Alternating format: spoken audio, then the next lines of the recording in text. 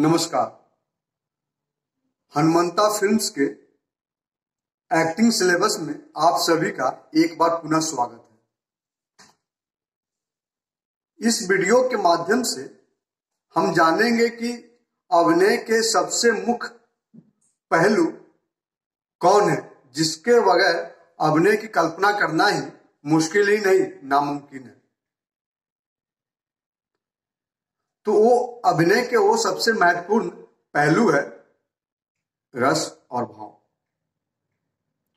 तो आइए जानते हैं रस और भाव क्या है।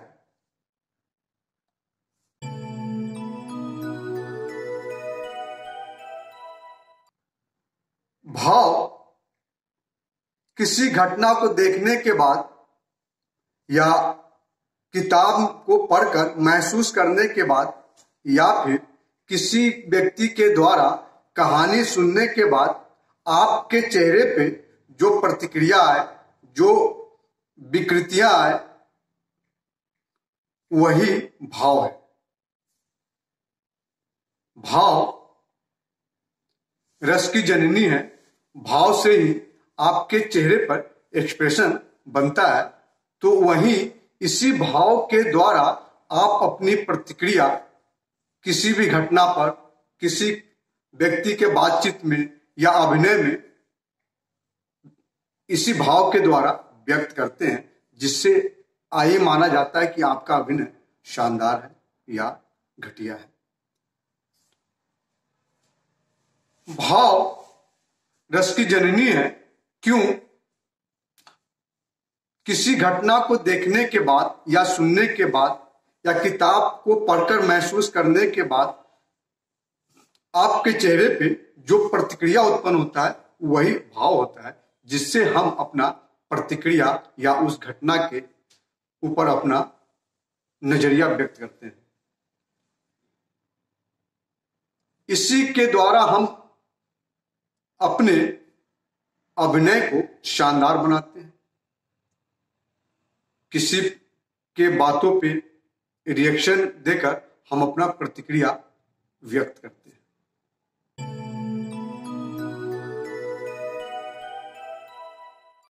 अब आता है रस क्या है। तो रस भाव से उत्पन्न होने वाली भावना है जो हमारे शरीर के अंदर व्यक्त होता है।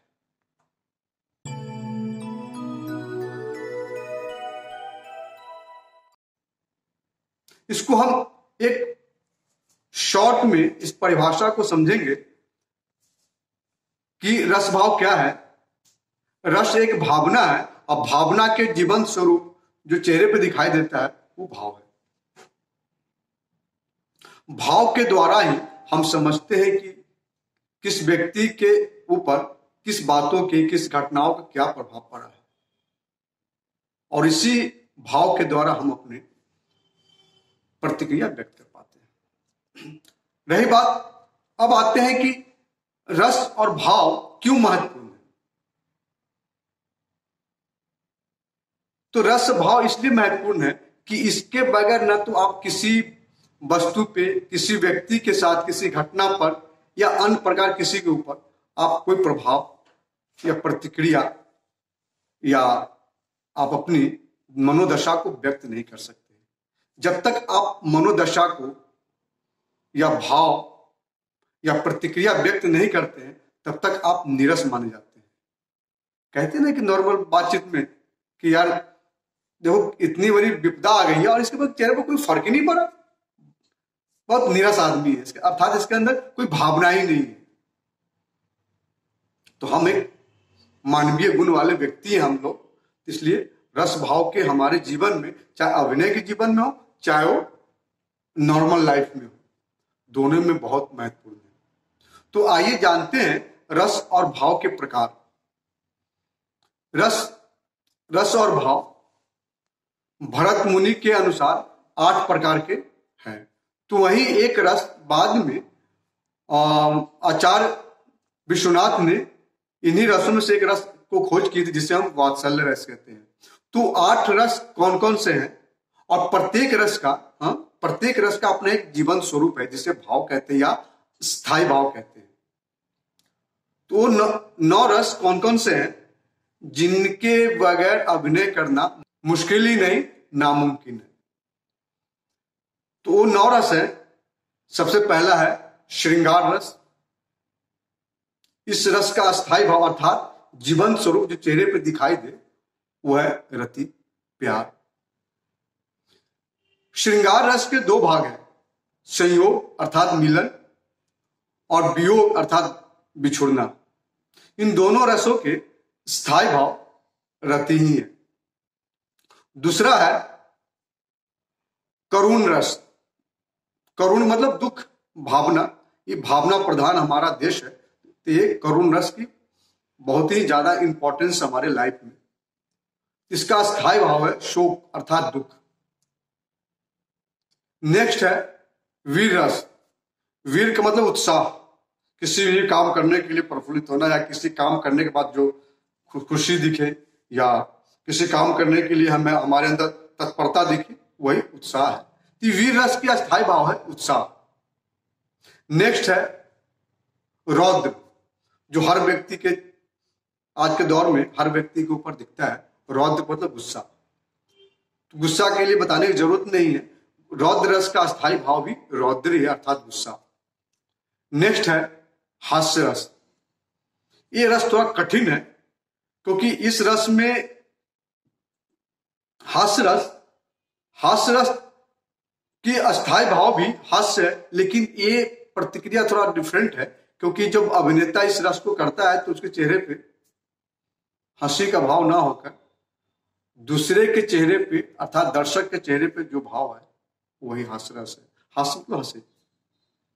नेक्स्ट है विभत्स। विभत्स का अर्थ होता है घृणा और इस रस का अस्थायी भाव है जुगुप्स, घृणा। नेक्स्ट है अद्भुत रस। अद्भुत मतलब अचानक कुछ घटना घटी, शॉक्ड।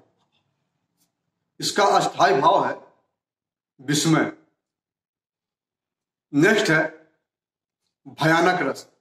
भयानक का अर्थ होता है डर और भयानक रस का अस्थायी भाव है भय, डर।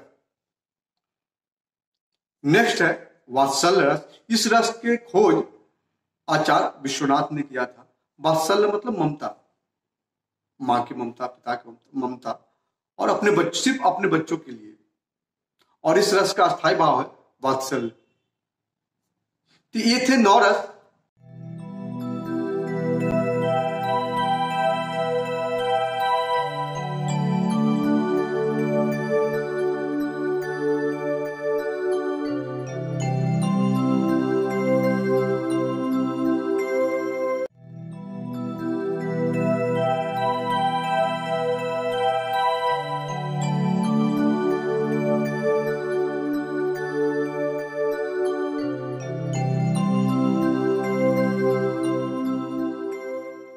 और अगले एपिसोड में हम जानेंगे एक एक रस के पहचान, स्वरूप, उसके प्रतिक्रिया आदि सारे चीजों के बारे में एक एक रस के हर वीडियो में हम बताएंगे। तो ये सेगमेंट कैसा लगा कमेंट्स करके जरूर बताएं।